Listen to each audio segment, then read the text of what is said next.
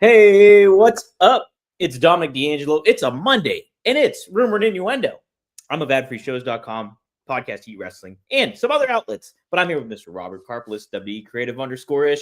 Robert, welcome back. My tech situation is a little better, but I'm a mess this weekend. Why should this week be different from all other weeks? Dom dressed in his finest Killer Bees sweatshirt. You're a regular bee, Brian. Don't do that. It's so creepy. I realize you shave. This is a weird day. Love it. Creeped out. But saying hi to some of the folks joining us here live in the chat. Johnny Disco says happy Monday, R&I. Jeff Henninger says hello on I made it just in time for the countdown. What a countdown it is. It's a hell of a song. Absolutely love it. Michael Partham says, I heard the term ruthless depression era for the current state of wrestling. Oh, come on. Did you come up with that? Trey Owens even says, hello, R&I. Kyle Fletcher versus Ace Austin from Saturday was fun. See, there's fun. There's a lot of just, I don't know what's going on with some of the wrestling that's going on right now. With some of what we're seeing in the wrestling landscape, a lot of stories circulating out there that are not really the most positive. Right. Are you referring to the two women that did kind of not no-showed, but walked out? Well, there was that. There's so much. So none of it's on the rundown. This is why I love you, Dom. Greatest in the world. All of the Ridge Holland conversations around what's going on. Then Jinder Mahal coming out and talking about sort of financial management and what they're actually trained to do. Then obviously what happened over at AEW during their taping. Right. And we can talk about that for a moment if you want, Dom. Yeah, let's do it. It wasn't on the run sheet. I don't know what the rules are. No. Hey, this is your show too, Robert. This is actually your show, not my show. So I just facilitate. So go ahead. Yeah, so Wrestling Oldhead says Miranda and Nixon Newell were not so excited to be there. That's a shame, right? So there's a couple of things. Here's the thing. The folks that are joining us here, the individuals that tune in every Monday through Friday at noon Eastern on a plethora of platforms for Rumor and Innuendo, you're a smarter fan. You're a fan that understands and looks at the nuances of what's going on. I think the first thing that struck me about this is how many people would have been read in on what happened to how quickly this wound up on the internet. Right. That's one of those things where there are internal conversations that happen with talent and front office that are not always fun, that are not always going to be warm and fuzzy. And the hope is that those are going to stay within the confines of the house. And the fact that it was out there so quickly with so many different versions of it. There was one version that they were complaining that they were going to be losing. There was one version where they were complaining that they didn't like how much time they got. Who is it that's quickly leaking this out to the internet? A long time ago, this happened in certain instances with certain well-placed spies. And I'm not going to say who they are, Daddy. That may have been some of those spies that were floating things out there, but it's always sort of self-serving. I can understand, in general, Nixon Newell's argument that was put out there as a talent. They show up. They don't have contracts with AEW. They went out there in their first tag team match and they lost. Then they were booked to go out there against Ty Mello and Anna Jay. And they're scheduled to then lose in about 3 minutes. And if you're not under contract for AEW, you want to either do one of two things. Number one, you want to ingratiate yourself to the AEW audience such that they feel like, my God, we have to give these women contracts immediately. They can't miss. This is incredible, like the Fuego del Sol situation where it was so undeniable, like we have to sign this guy to a contract. The second is if they're not going to get a contract and they're just coming in, even if it's TV exposure, and they lose in 3 minutes, it's going to impact their ability in their own minds to get bookings elsewhere. Because you're not viewed as a premier top tier talent if you're going out there and getting beat in such short order. And they have to look at their long-term value. I don't know at what point this information was conveyed to them, that this is what was going to be going on. And it's also not out of the realm to say that sometimes our friend Tony Marie Khan has been a little short-sighted when he's booked talent, and they want to make sure that they're not being put in a really bad light. Mm-hmm. We don't know what anything is happening. Supposedly, Nixon Newell says both sides are good now. We've solved this. We saw something similar happen. Obviously, that's why Mercedes Moné has so many belts in AEW. Her and Naomi walking out of WWE when they were the women's tag team champions. Right. You know, you look at it from a couple perspectives. Is it people being marks for themselves, or is it people worrying about their own dollar, their own value, their own bottom line? And as we've seen in wrestling, like, you do have to prioritize yourself and your own value. And it's not the old days of, well, you got a minute or two on TV that increases your ask. That's really not the case. You go out there, you don't get a chance to really spotlight what you can do, and they don't feel there's value in what you're doing, especially in AEW, where they're more likely not to give people more time. It does hurt. So it's not a great situation. The Ridge Holland situation is extremely unfortunate and continues to be extremely unfortunate. It seems like there's a lot of misunderstandings from what I saw. They started a GoFundMe, and then he said he didn't know that they were doing a GoFundMe, and we're going to push it off to the side. It's a Monday. We got Raw. I thought we had a very good SmackDown on Friday. I agree. So let's move. Let's move forward. Let's press forward in a positive direction. And guys, when you're pressing forward in a positive direction, you're probably entering the room dick first. Yep.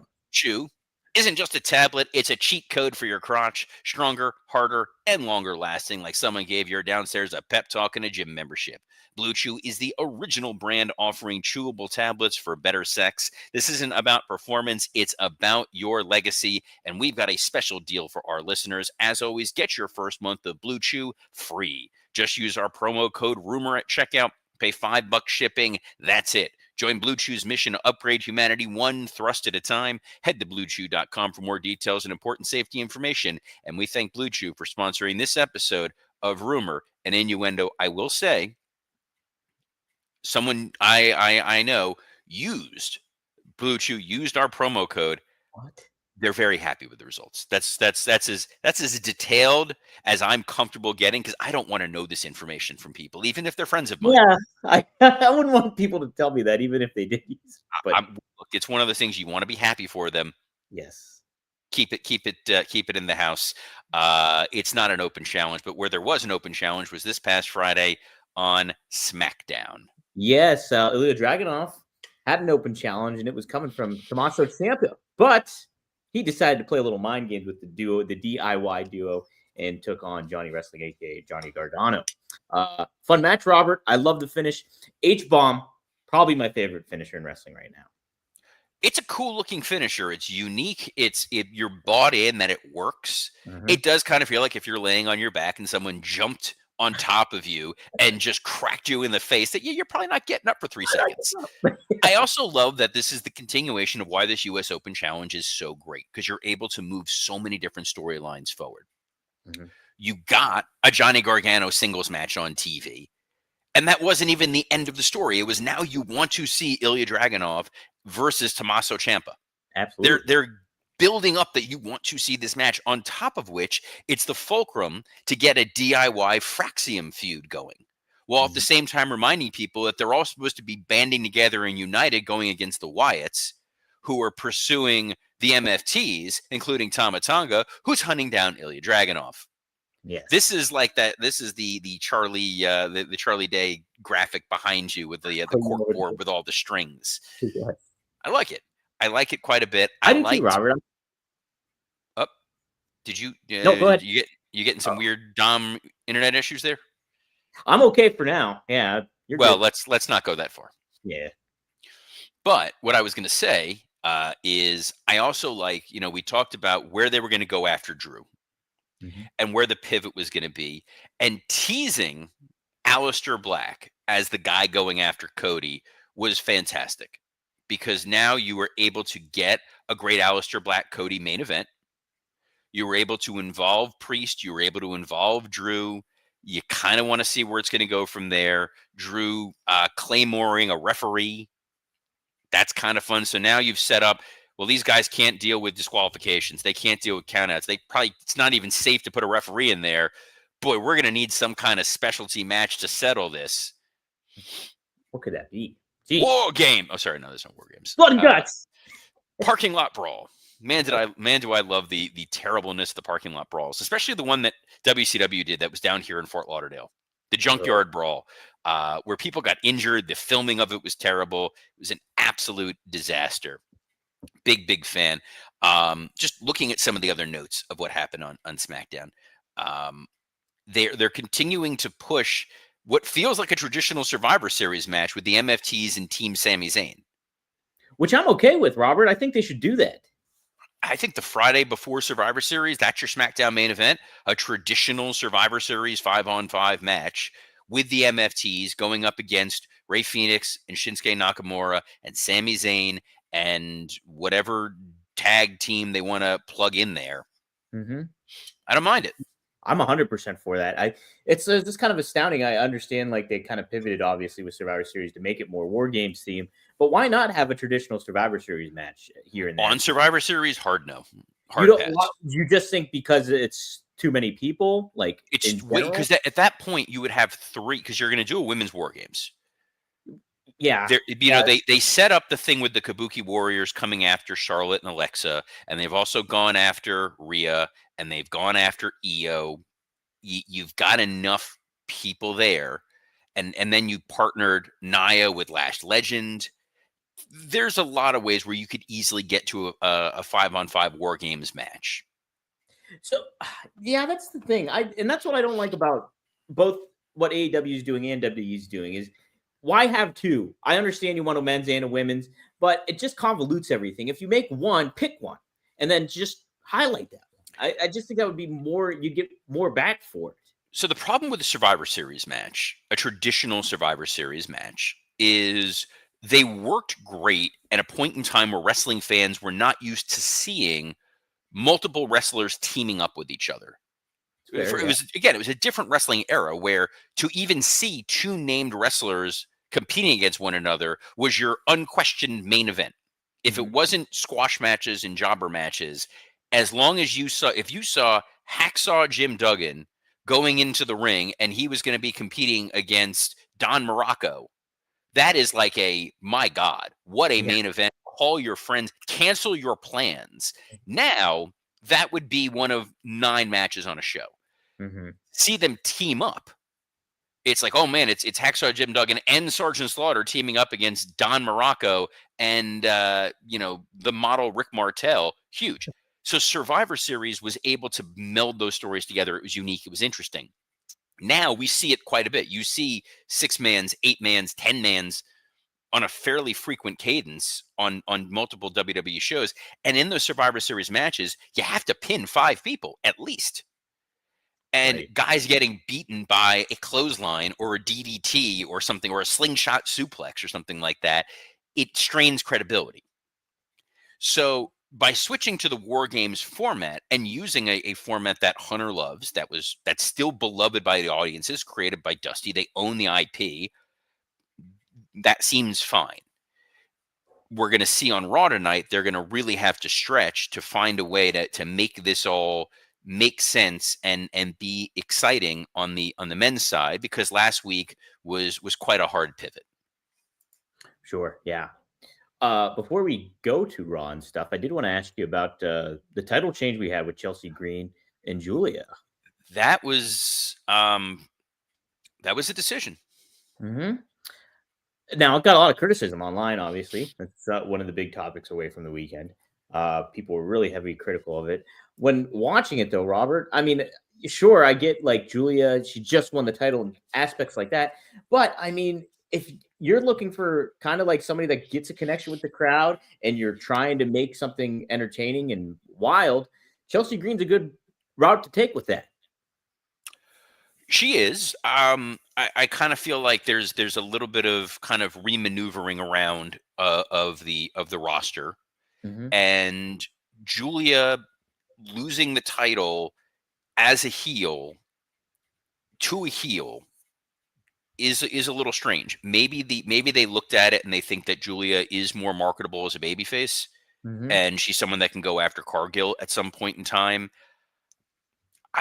Or maybe they feel like Julia is someone who she can feud with Tiffany Stratton in the immediacy, and they could have some good matches without it being about a secondary title. True. Mhm. That is always a potential option. Um, or the idea was Julia is just so frustrated at what happens that Wrestling All Have beat me to it, that maybe the best place for Julia is with the Kabuki Warriors. Maybe she winds up joining up with them, and you've got this new triumvirate. I mean, Julia is really fantastic. She's She's great. great in the ring. Her and Stephanie Vaquer, they bring them in. They're just not really positioning them as strongly as they should be. Chelsea being a singles champ and the AAA tag champ, while Ethan Page is a singles champ and a AAA tag champ. I get the dichotomy. I get what they're trying to do there.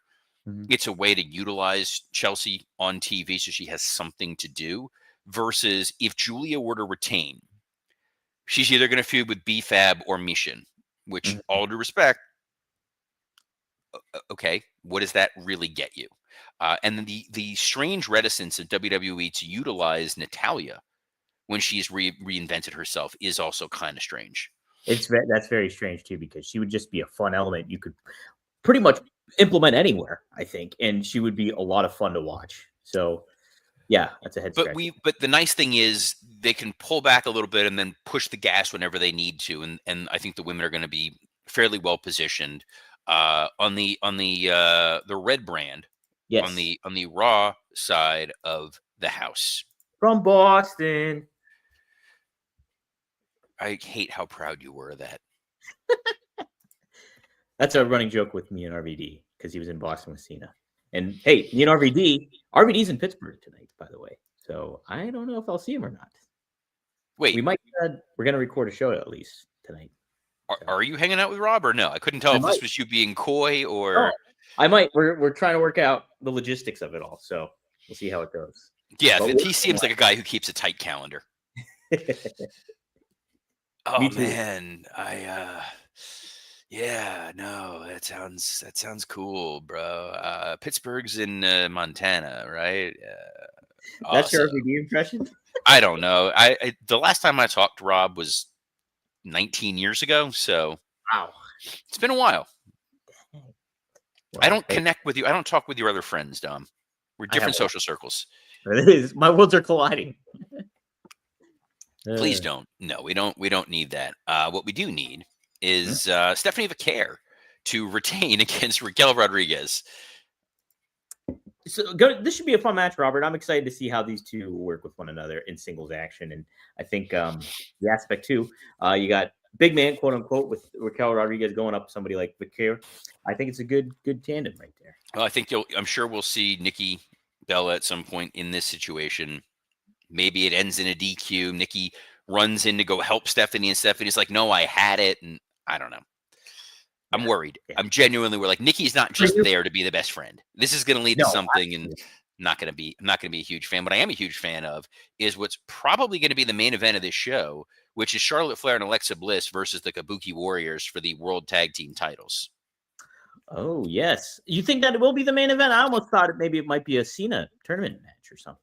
No, I think my guess, my hunch, my thought is that this is probably what's going to lead to the women's war game situation.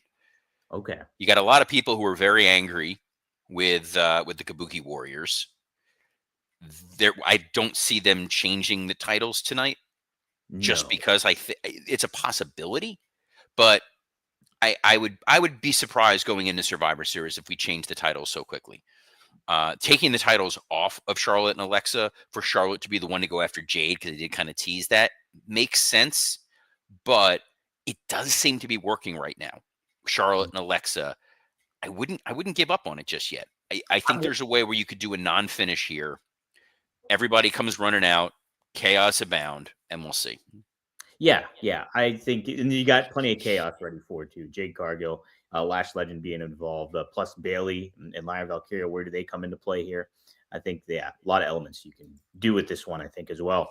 Speaking of the Cena tournament, We do have first round matchup. It's Damian Priest taking on Rusev. What was that We have name? Rusev, Rusev? Rusev, Rusev. Rusev, Rusev.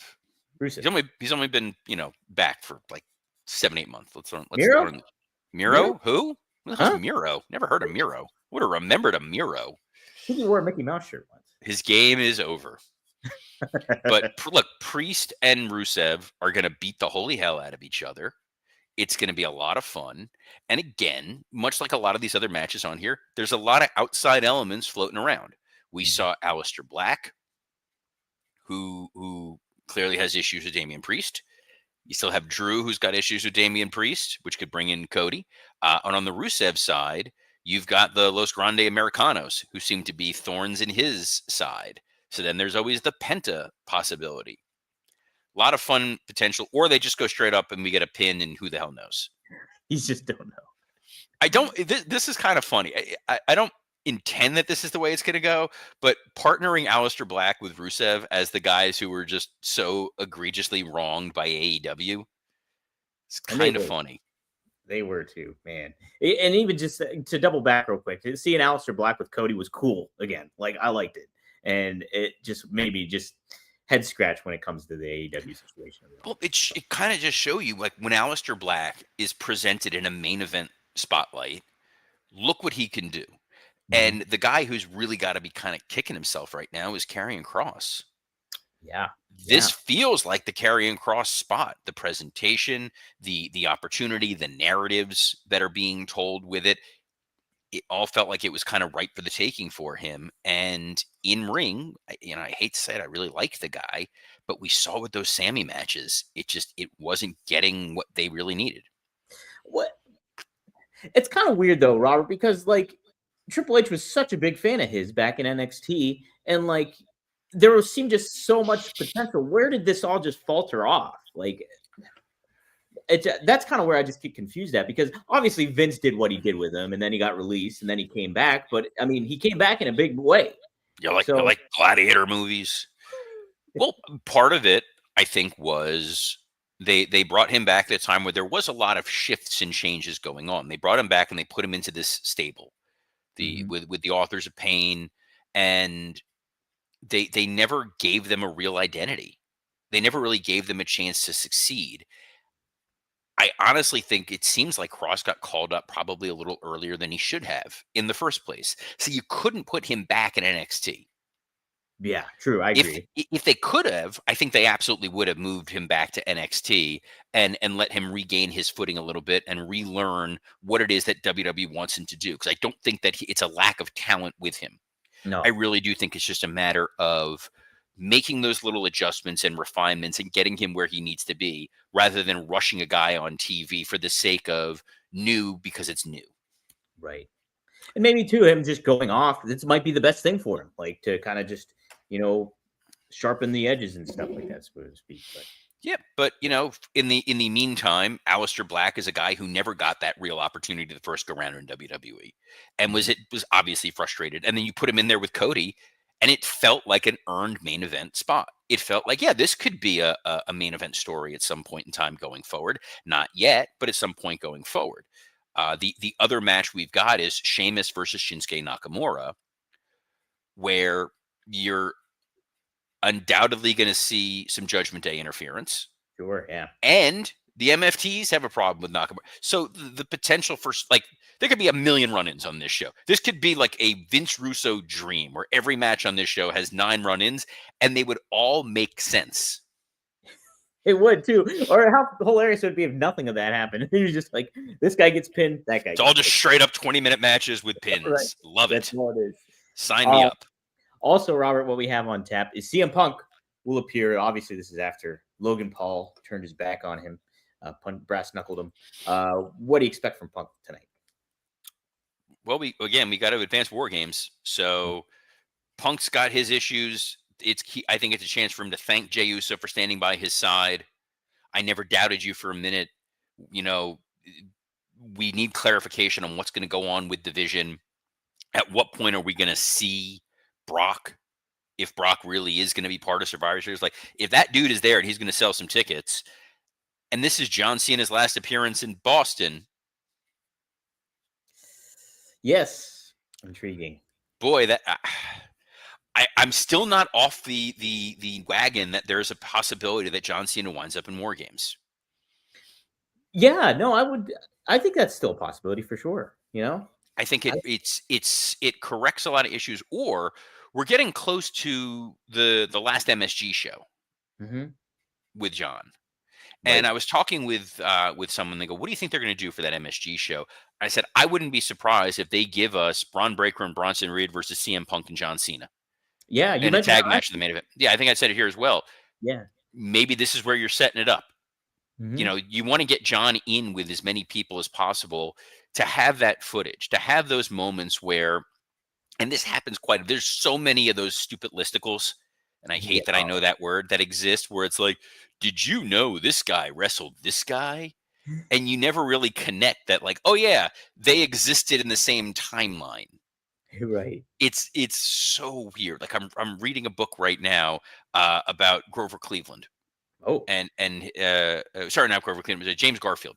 I Oh, read a Grover Cleveland, but James Garfield, and I think Netflix just released the show about it. But in the book, they're talking about like Garfield interacting with Alexander Graham Bell, that's and you're wild. like, oh yeah, that would in theory line up. And then like oh yeah, and then here's Frederick Douglass. You're like, oh yeah, they were all at the same time. It's kind of the same theory, like thing that happens when you realize how many people John Cena has wrestled over the years and who he shared locker rooms with. Yeah. Yeah. And oh god, who is it whose son is petitioning that he wants to face Cena because his dad is Bo Buchanan? Is Oh, it it's, Brooks Jensen? Brooks Jensen. Yes, Brooks Yes, Jensen. and I love that because it was like, oh yeah, Yeah. look, we want I want justice for the stabbing, that Come on. damn nightclub stabbing with poor Carlito. Oh my god. Cena's Yeah. career is ridiculous. It's so it also makes me feel ancient Doesn't just it? because being there when he won the title the first time Mhm. and feeling like I just left the WWE and then realizing it's been like 19 years since I was there. It's bonkers, man. I was talking to Jason Ayers, referee at SmackDown, and we were talking about like the old timers that are still there because Dr. Tom Pritchard was attending something at the PC, and he Mhm. was like, "Who was around when I was here?" And it was literally like Regal. That was it.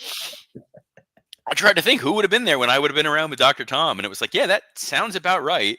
What about Matt Bloom? Was he around with you? Bloom was in Japan. He hadn't come back yet as Tensai. Oh, okay. Okay. He had left Wow, and yeah. then came back. Yeah, the Mhm. TNA, the Test and Albert TNA run had ended.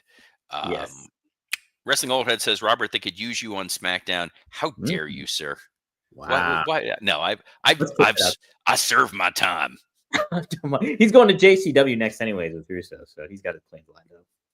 I'm not doing it. I can't. It's Monday. I can't do the Russo impression on a Monday. But bros, we're on a plethora of platforms. That means more than one.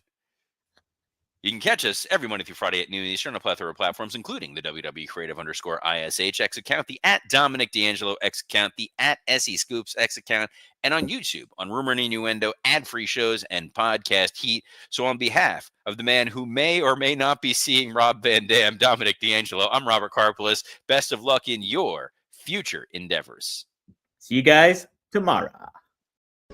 Shh.